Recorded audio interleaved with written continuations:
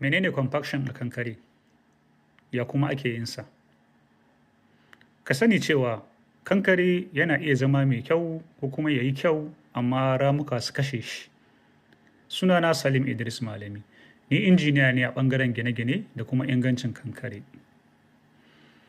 Compaction shi ne matsa kankare domin fitar da iska daga rake ko kuma da rage ramuka.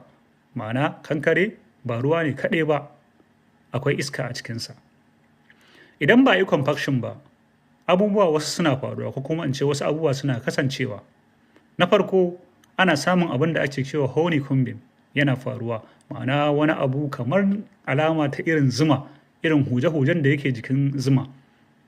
Ƙarfin kankare wato compressive strength yana raguwa. Ruwa yana shiga cikin sauƙi cikin kankare. Idan ko ruwa ya shiga, corrosion yana faruwa da wuri, wato ma'ana tsatsa. Me yasa shi wannan compaction yake da muhimmanci? Ka gane cewa kankare ba ruwa ba ne, iska tana shiga yayin zuba shi. Idan ka bar iska a ciki, density wato nauyin kankare wato abin da muke cewa concrete density yana raguwa. Sannan permeability wato ƙarfin cewa ko kuma alamar da yake barin ruwa ya ratsa kankare yana ƙaruwa. Sannan sai durability wato ingancin kankare na lokaci mai tsaho sai ya ragu. Compaction idan aka yi shi yana samar da wasu abubuwa. Na farko yana ƙara density ma'ana nauyi da kuma dunƙulewar kankare. Abu na biyu yana rage voids wato ramuka ko kuma wasu 'yan tazarori da suke barin ruwa ko wani abu ya ratsa kankare. Sannan abu na uku yana ƙara bond wato haɗewa tsakanin siminti, yashi da tsakuwa. Ka gani wannan kwashi zai nuna mana cewa kankare ko kuma in ce kankare yana samun ƙarfi mai ɗorewa, ma'ana durability da kuma strength mai kyau idan an yi compaction. Yadda ake yin compaction a side, ana zuba kankare, ana saka internal vibrator.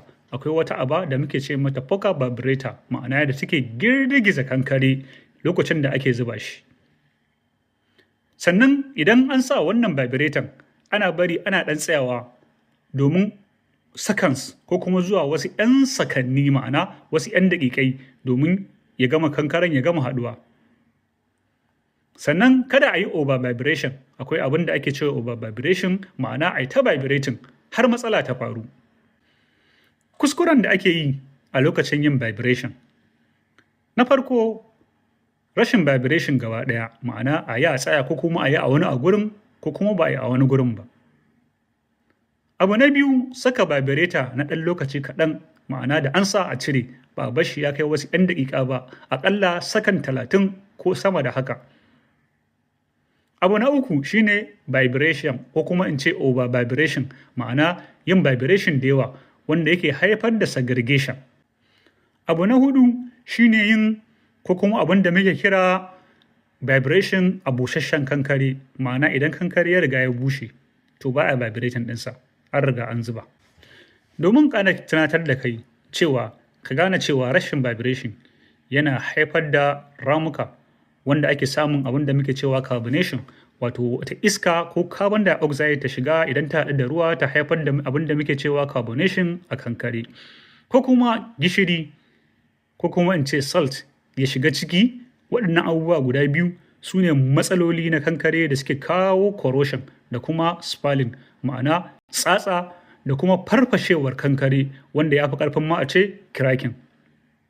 Ka gane cewa a tsarin kankare ba a buƙatar vibration da yawa, wato over vibration. Sannan kuma ana son a yi vibration daidai misali, ma'ana compaction ya kasance daidai wadaita, ma'ana daidaito shine abin da ake buri.